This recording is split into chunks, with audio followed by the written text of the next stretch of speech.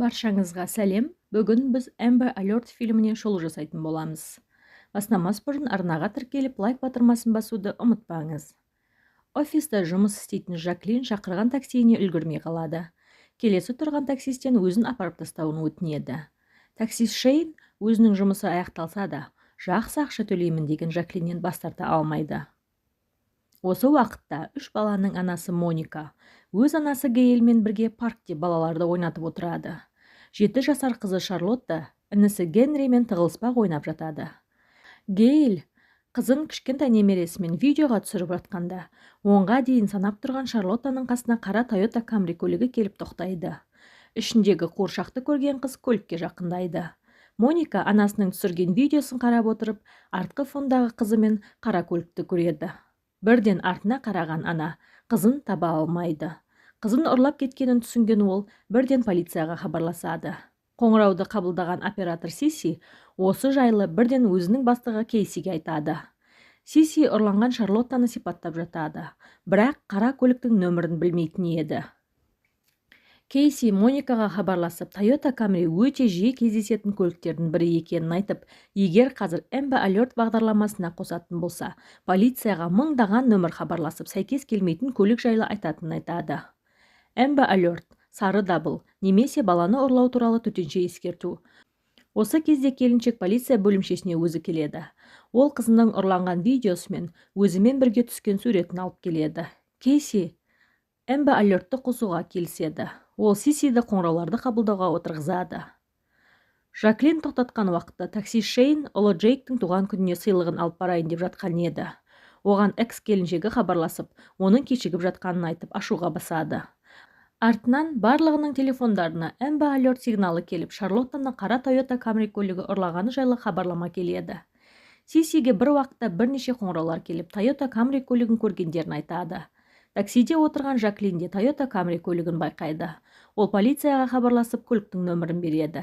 Дегенмен Сисидің қолында көптеген Toyota Camry көлігінің нөмірі бар еді.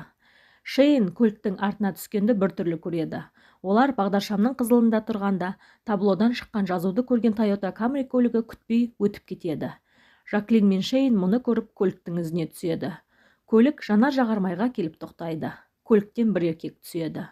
Жаклин Шейнге рахметін айтып, осы жерден түсіп қалады. Шейн оған өз нөмірін тастап кетеді. Келіншек оған бірден хабарласады. Себебі өзінің жейдесін тастап кеткен еді.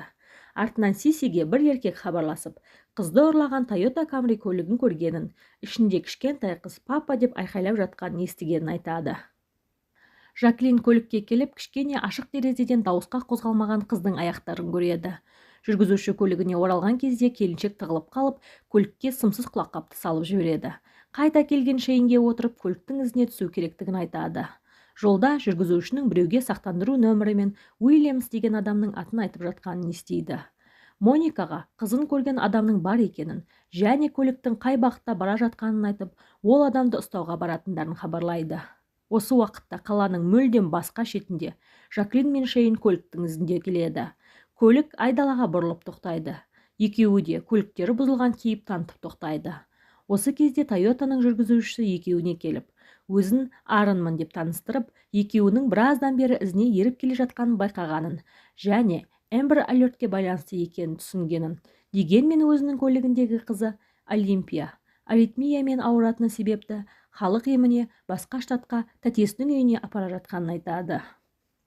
Тіпті қызды барып өздерін көрсеңдер болады дейді. Жаклин көлікке қарай жақындағанда телефонына басқа көліктің нөмірі жазылған Amber Alert хабарламасы келеді. Арынның көлігінің нөмірі мүлдем басқа еді. Жаклин еркектен кешірім сұрайды. Солай ол ұйқысынан оянған қызбен Жаклиннің көз алдынан өте береді. Жаклин қайтадан полицияға хабарласып, қызды жаңа ғана бір еркектің көлігінен көргенін айтады. Сиси оған бір еркектің хабарласып көлік нөмірін бергенін айтады. Осы кезде Жаклин хабарласқан еркектің аты Арын емес пе деп сұрайды. Жаклин Сисидің қызды ұрлаушының құрығына түскенін түсінеді. Арын хабарласып әдейі қаланың басқа шетін айтып, басқа бір көліктің нөмірін берген еді. Жаклин қыздың аяғында ақ киімі мен қызғылт нәскидің болғанын айтады, ал бұл ақпарат тек полицияға ғана белгілі еді. Жаклин Шейннен қайтадан көліктің ізіне түсулері керек екенін айтады. Шейн асығыс-үсігіс көлікті жіберіп алмас үшін көптеген ережелерді бұзып көліктің артына ереді. Ал Жаклин болса Арнның айтқан нөміріне хабарласады. Бұл Арнның нөмірі болып шығады. Жаклиннің дауысын естіген еркек көліктегі өзінің қызы екенін қайталап айтады. Келіншек полиция оны түбі ұстайтынын айтып, одан да мүмкіншілікті пайдаланып қызды жай көліктен түсіріп кетуін сұрайды. Еркек келісіп, қызды көліктен лақтырып жіберемін деп, ойыншық қуыршақты лақтырады. Тоқтаған Шейн мен Жаклин сары киімді қуыршақты көріп, терең бір дем алады. Өкінішке орай ұрыдан айырылып қалған еді. Екеуі көлікте отырғанда Жаклин Арнның телефон нөмірі емес, дәрі-дәрмек алу үшін өзінің аты-жөні мен туған күнін айтқанын түсінеді. Шейн бірден оның қызымда аритмия ауруы бар деп ойланбастан айтты деп шамамен еркектің осы аурумен ауыратынын болжайды. Өздерінің болжамдарын Сисиге айтады. Солай оператор келіншек қызды ұрлаған еркек Бенджамин Уильямстың ақпаратын табады. Моника Кейсиден осы ақпаратты таксистке беруін сұрайды. Дегенмен полицей қару-жарақсыз таксист пен Жаклинді араластырудан бас тартады. Солай қылмыскерді ұстау үшін өзі жолға шығады. Ал Моника қылмыскердің суретін түсіріп алып, әжетханаға шығып кетеді. Шейн ұлына хабарласып, қолы босаған бойда сыйлығын алып баратынын айтады. Жаклинге қосымша ақша табамын деп оны отырғызғанын, ал қазір өзінің ұлының туған күніне бірден бармағанына өкінетінін айтады. Жаклин өзінің қызды құтқарудағы мақсатын түсіндіреді. Ол кезінде 9 ай 9 күні жеткен баласынан айырылған еді. Бала өлі болса да толғақ шақырып, оны дүниеге алып келеді. Баланы туғанда оған туу туралы куәлік пен қайтыс болғаны жайлы куәлікті бірге әкеліп бергені есіне алады. Шейн қылмыскерді ұстау үшін онымен бірге соңына дейін баратынын айтады. Осы кезде Моника Жаклинге хабарласады. Ол барлығына рахметін айтып, қыздан кешірім сұрап, Уильямстың адресін айтады. Екеуі ойланбастан бірден сонда келеді. Екеуі құлаққаптан еркектің қызды үй ішіне кіргізіп, мынау ханшайымның үйі деп жатқанын естиді. Ал Шарлотта болса анасын шақырып жатады. Шейн Уильямсқа хабарласып, өтірік оның дәрісінің дайын болғанын айтады. Еркек ойланбастан 10 минуттан соң келемін дейді. Ол мотоциклмен шығып кеткенде екеуі үй ішіне кіреді. Олар көптеген кішкентай қыздардың аяқ киімдерін, ойыншықтар, балаларға арналған өлеңдер, сондай-ақ көпіршікпен толтырылған ваннаны көреді. Ваннаға қарама-қарсы видеокамера орналастырылған еді. Шейн Уильямстың пистолетін оқтап алады.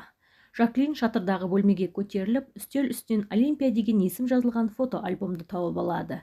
Ішінде бірінші қыздың тірі кезіндегі суреттері, артынан өлі күйіндегі суреттерін көріп шошып кетеді. Сосын екеуі дыбыстан қорғау үшін матраспен қоршалған бөлмеге келеді. Бір матрастың артында жертөледегі бөлмеге апаратын есік бар еді. Жертөледе көптеген темір торларды көреді. Оның бірінде Шарлотта отыр еді. Келіншек қызға анаңа апарамын деп уәде етеді. Осы кезде қыз оған дәріханадан есепшотты көрсетеді. Демек, Уильямс осыған дейін дәріханада болған еді. Шейн Жаклиннің құлаққабын тауып алып, еркектің барлығын алдын ала білгендігін түсінеді. Екеуі темір торды сындырып, қызды алып, үйден шығуға тырысады. Бірінші қабатқа көтерілгенде итті көреді. Еркек әдейі қойып қойған болатын. Үшеуі бір бөлмеге тығылып, есікті тіреп тастайды. Шейн Жаклинге қызды алып кет дейді. Келіншек қызды алып жоғарғы қабатқа көтеріледі, ал екі еркек бір-бірімен атысады. Артынан ол Жаклиннің ізіне түседі. Келіншек қызбен бірге ойыншықтармен толтырылған үлкен теледидармен кереует орналастырған бөлмеге келеді. Құрбандардың қол-аяқтарын байлауға дайындап, қасына системада орнатылып қойған еді. Осы бөлмеге Уильямс келіп, Жаклинді бірнеше рет жарақаттайды. Оның артынан келіп үлгерген Кейси еркекті атып түсіреді. Жараланған Жаклин мен педофил еркекті екі түрлі жедел жәрдем көлігіне орналастырады. Жаклин Amber Alert балаларды ұрлау туралы ескерту жүйесі көмегімен мүмкін болған анасының қызымен қауышу сәтін көреді. Кейде айналамыздағы кішкентай нәрсеге көңіл аудару бір адамның өмірін құтқаруы мүмкін. Осымен біздің киношолуымыз аяғына жетті. Лүпілдеріңізді аямаңыздар. Бұл біз үшін өте маңызды.